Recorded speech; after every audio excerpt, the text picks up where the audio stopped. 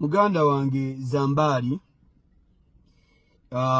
Onuma era nze nkusanya ekigambo nti inna lillahi wa inna ilaihi rajiun.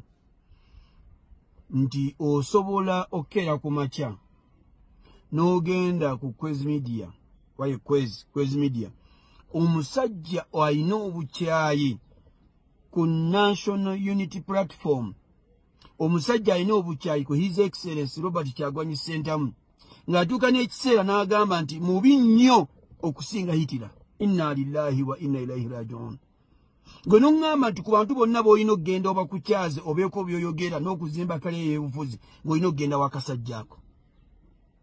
Akasajja akayinenge akatayagaliza n'ogenda kakukyaze ku interview yaako oyogere oganya okuzimba ebyobufuzi byo oyagala kujja ku sympathy card.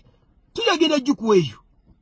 Muna kusooka pressure group katulabe oba natuwa card yajima gundi Patrico siba najima gundi omusajja oyo katulabe era Zambali tukusaasidde okuleka omulimu go omusajja tajja kuwa card tajja jikuwa etajja jikuwa bwe mutwe mwagala okujja mu struggle muzanyisa abantu awo nsaba mulabe video eno ng'omusajja atudde ku platform y'akasajja akatatwagalirangako ddala akasekedde bannayuganda abali mu buzibu akajeeja struggle omuli okufiira abantu abaana b'abandi. Muwulize video yaabwe wano.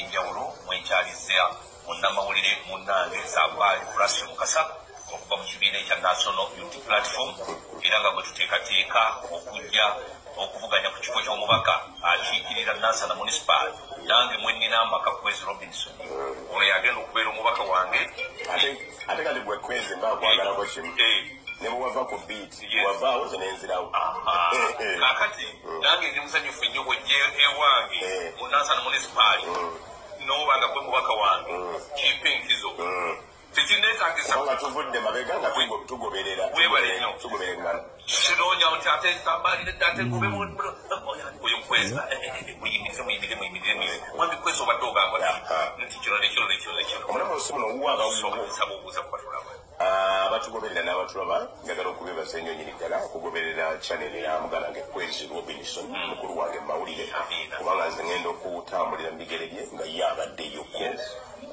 tutambulirayo olugendo oluwanvu okutuuka kati agangenze Zambali Nasiyo Mukasa omusajja akoze mawulire kati emyaka 10. Webale nnyo mu video yo ogambye nti omuntu wasigala wo nsaba osigaza abantu bo for waffe His Excellency Robert Kyagulanyi Ssentamu mutulekere. Simanyi nti olaba ebintu ebigenda mu maaso omusajja oyo ku nsojja gy'atusojjamu. Omusajja munyago bagamba haramu asigala haramu ne halali asigala halali. Katusigaze halali waffe bya ne haramu wo. Otuula ku platform y'akasajja ako. Ne kaita president waffe Hitler. Ngagamba nti namubi okusinga Hitler. Nze Zambali mukwano gwange asigala mukwano gwange n'omubi mulabe wange asigala mulabe wange. Oyo musajja mulabe wa struggle asekerera abaana abali mu kufa asekerera ku baana bali mu kumenya amagulu be bali mu kusibira obwerere Zambali mumagala kujira sebo ku silver plate mulye mugende mudde mutukole ebintu byebimu. No Zambali nedda Zambali akasajja ebigambo buli gwe kacyaza yenna ayine kakuba emisumali ne kacyawa abantu ne kawayiriza struggle era gyewalaze nkwegayiridde muganda wange Zambali sigala gyewasigadde ate bino byojja okubeera muntu ogende wano ng'oyogera ku kaadi tebagera gikuwa mu mawulire nga togenze ku ground ojja kubeerawo era tojja gifuna kubanga tegawo bugabi nti no His Excellency yagigaba oyina emijejo olina okuyitamu era ojja kufeyiringa era oddeyo obeere ku street era mwogere ye mwogera tetuli ffe mu katemba mubeere mu katemba wammwe tuveeko. Interview ya mukulu Zambali Blasio gye yakoze ne Kwezi yamufuukidde akabasa anti owulira bafuutu sojja bawanda muliro. Mpola mpola nja kuba nga mbikuwa era nja kuba nga mbikutuusaako byonna gy'ola ate munnange omukulu Honorable Hillary Kiyaga abasinga obungi gwe tumanyi nga Hildaman awanda muliro atabukidde bafuutu sooja bannange Nino uliangu yagala omuyingiro mugambe wamukubo Dr. Hildaman oyo waba Father Chiri ow'omusalaba wagwana kayebakeko balabe ku Dr. Hildaman oli zunguli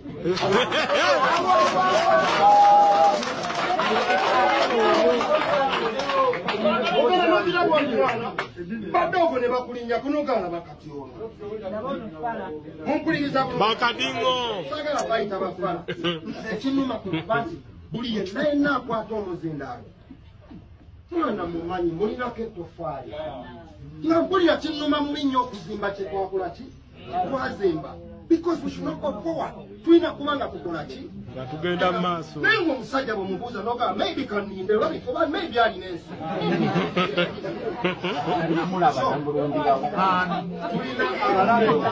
ng'ali awadongowala recklessly nga talina basis naye olwokuba ayagala just avimbemu awo ku stage ya boda abacyankalanyemu awo. We have a war. Tulina olutalo babiyita mu 7 once Dr. Hilda kati nze naganye eri petrol station ozimbibwa naganye eri akatalo ozimbibwa naganye eki hospital okufuuka health center okufuuka hospital center naye man olwokuba tetulina buyinza. That's why tuli mu mess eyo. We need to have this area resurrected. It's okay. Nemana osanga gayo n'ogamba nate bwenamutumuzaamu ennyo omudumu ate waffe gikole nino owulira ngu yagala omuyingiro omugambe bamukuba abantu nga bakambwe anti budde nno bwakunoonya kalulu nti tuddayo mu paalamenti naye honalyebu mukambwe eri bafuutu soja sibona mbu waliwo abamu abababuza ebibuuzo ebitakwatagana ate nga tuvuddeko eyo munnange tugendeko mu nsonga omukulu Gen. Muhoozi Kainerugaba gyavuddeko aneno yavaayo n'agamba mbu Pulezidenti Yoweri Kaguta Museveni mbu yamugamba bibino. Muhoozi alina tweet gy'akoze, alina tweet gy'ataddeyo n'agamba mbu weeks ntono nnyo emabega kitawe yamugamba mbu ayagala Muhoozi abeere killing machine. Ebyo bigambo bye batuteekamu okwagala okututiisa era temugeza ne mutya. Muhoozi tewali akuganye kutta kera ku makya okwate ejjambiya oba emmundu oba kyonna kyoyagala otambule mu Kampala ngotta obeere killing machine. Nabagamba oyo omwana si wa magye talina magezi mu mutwe gwe temuliimu yadde ettondo ly'amagezi. Wali awabeera amagezi awabeera obwongo amagezi we babeera watuulawo akacupa ka walagi. Ebyo ebintu byonna byayogera akoppa bikoppe. Nze nabagamba abo abantu nze mbatambulyako ne baba bagenda kulya kyamisana oba kyaggulo mbeera nabo. Labayo kankulage we yakikopye. Asante baba, asante baba, asante. Asante. General Akirewo, asante. Akirewo, asante. Akirewo, asante. General Gaddafi, asante.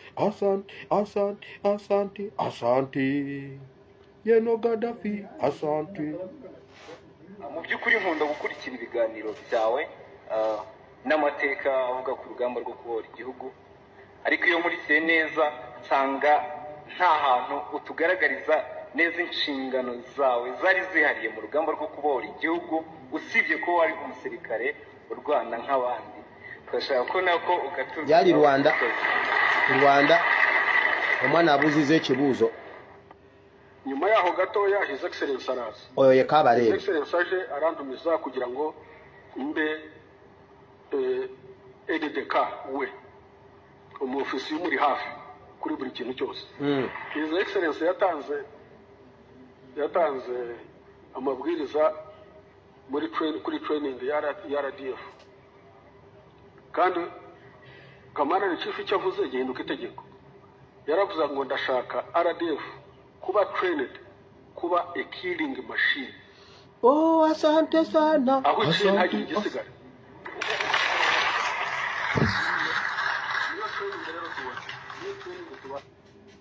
Oyo omwana mu bwongo bwe talinamu magezi n'aka ekyo statement gyakoze yagikopye wa Kabarebe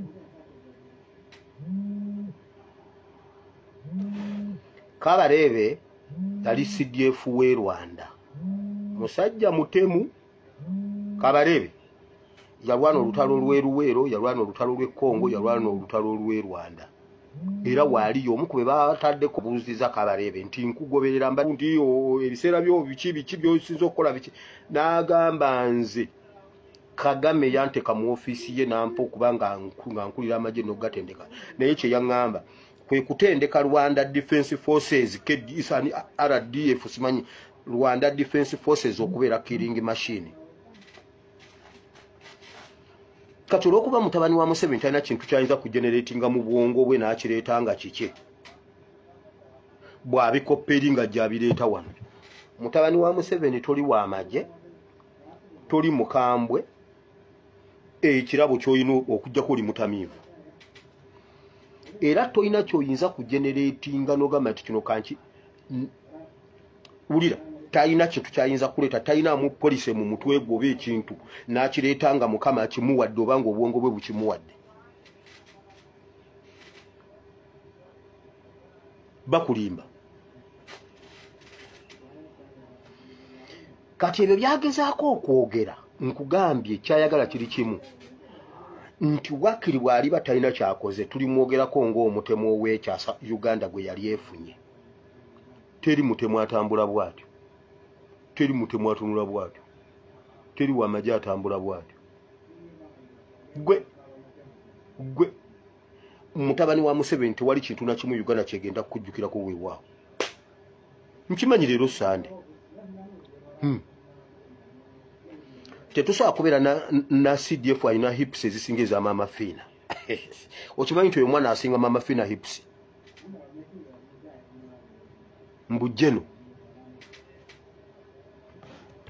Ekyo mbadde sisobola kukirekayo. Yagamba njagala nziremu ndaba omuntu ayambala ebyambalo bya red, buli ayambadde red ngenda mutta. Tubyambala. Tetubyambala. Ekyo ate watuvaako eyo munnange tugendeko ebiri mu nsonga z'okulayiza omukulu Erias Nalukoola.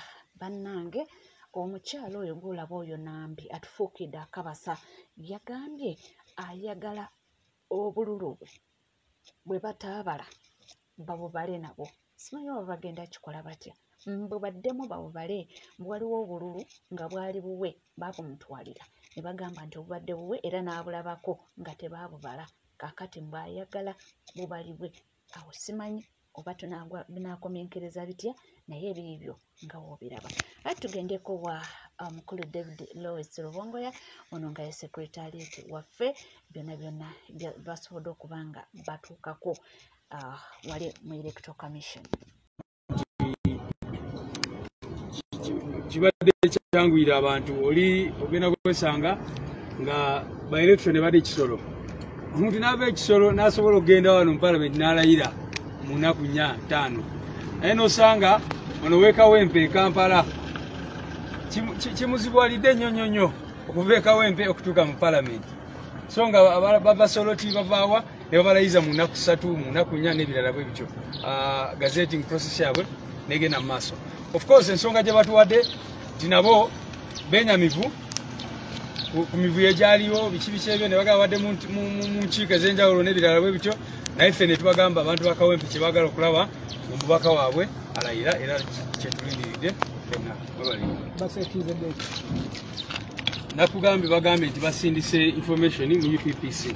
Kakati era tugenda following up ne UPPC okulaba first of all information etuuse, bwe betuuse mugenda gifulumya ddi, kubanga ekyo ffe kye twagala kwe kulaba nga Honorable Nalukoola ali wali mu parliament ng'alayira.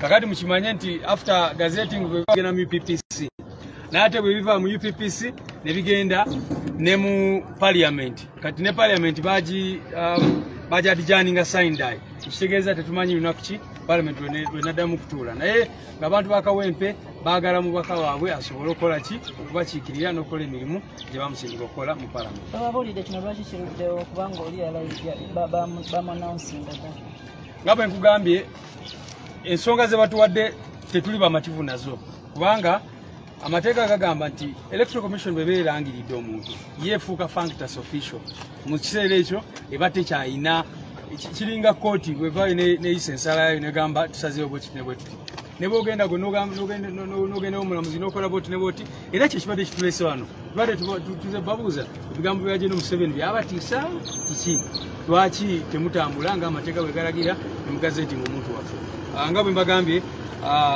batu bagambye bo information bamaze tugisindika mu UPPC era katulinze abo abakulu abakola ku kyapa kya gavumenti kye bayita gazette bategeme erinnya lye era agende mu maaso alayizibwe naye tuba tunuulidde ne Lisa George kubanga bano tusobola kugamba nti tulina obwesige obumala mu bye batugambye naye katusuubire working on gazetting him the UPPC and that you know, anytime. Unfortunately, they didn't give us a clear date because they said they're not the ones in charge of UPPC, but for them, they said they've done their part and set the name. They also said that the reason why there has been a delay has been because of the violence and the issues that were encountered, that they were waiting for a report from the returning officer and all that.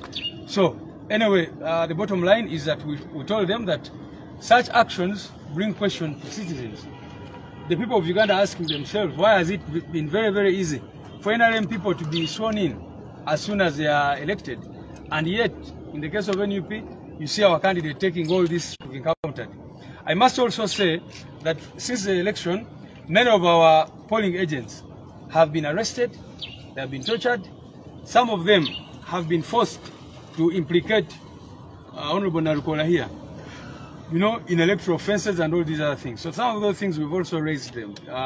You say that is a cause for concern from many people. They're asking themselves, first of all, you're delaying to gazette him and therefore have him sworn in, but also his agents are being arrested, picked up left, right and center, being forced to sign affidavits which are not true, and all these other things that are happening. So this morning someone has been picked from Kawempe, actually an assistant to our mayor there, and he was taken to Wandegea again about what transpired on election day. We have not seen the regime arrest its own officials who caused all the violence. The people who were commandeering JAT and who were bringing the members and who were beating up people. We haven't seen them to come up to say that these people have been arrested for creating chaos and for doing all these things. And yet they have forced them to implicate Honorable Narukola and these other things. So anyway, we've put them on notice and asked them, all we want and what the people of Kawempe want is for their elected MP to begin performing his duties as commanded by the law. Ekyabantu abakwatibwa mu Luganda. Yeah, bukyatuva mu kulonda era n'ensonga etujogeddeko nabo omwami byabakama n'abantu baabo ne tubagamba nti kitwewuunyisa ekisooka nti muluddewo okumuteeka mu kipande ky'eggwanga mu kyapa ky'eggwanga ate ng'ogyeko ekyo tulize tulaba abantu baffe abaali ba polling agents nga bakwatibwa bawambibwa in fact ab'enjawulo. Waliwo abamu be bakutte ne batandika bagamba nti muswalinga affidavits oba mukole ebirayiro ebiraga nti mwe mwabakola emivuyo mwabakola kino ne kino abamu baganye era bakyali ku zipoliisi ez'enjawulo. Newenjogerera omulala bamugye Kawempe nga ye muyambi wa meya waffe weyo ne bamutwala era ng'ensonga ze bamubuuza zezo zennyini. Naye ekyewuunyisa mukimanyi Uganda bonna balaba baleeta emivuyo abajja ati bano abasajja baali batambulira n'obukokolo ababaleeta abantu abakuba abantu ebibinja by'abantu byali bikuba abantu abasamba ebokisi n'ebirala tetunawulirayo n'omu gwe bakwata kubuuza ebyo naye ate batandise okukwata abantu baffe abaali mu kalulu nga babagezaako okubakozesa okuleeta ebisanga ebijweteke tuwaffe naye era batusanze tulaba tetulina kye tutidde ffe kye twagala balayize Honorable Narukola baba bagenda mu kooti bagende tujja kwesangayo tubimalireyo. Era yagenda linda kukatono liya kande tusooke mu luzungu sikamuko wano sobra kati I Secretary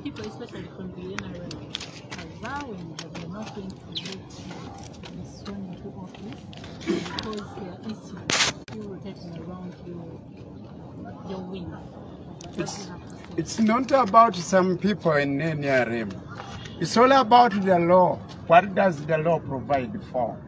The law provides to the effect that he who has been declared the winner his results should be or must be gazetted, and he must be sworn in as a member of parliament. And they cannot have a cause of action before gazettement of the results. Therefore, they cannot have a sustainable petition and or cause of action before courts of law, before gazetting the result, to file their petition within 30 days after gazettement. If the gazette is not there, should they file any petition, the same will be premature, it will be misconceived, and it will be thrown out of court in the preliminaries. Therefore, they should take the right path. We are not worried about any petition. We shall handle that, should they file the same. But all we demand is that the Electoral Commission must cause gazettement of the results and have me sworn in as the new member of parliament for Kawempe North constituency. We are wondering, indeed the other time I was telling General Museveni that he is basing on lies, deceit, misrepresentation from members of his party as regards the status at Kawempe North constituency. To confirm that, General Museveni get to know that those guys, those security operatives are arresting my former agents and supervisors.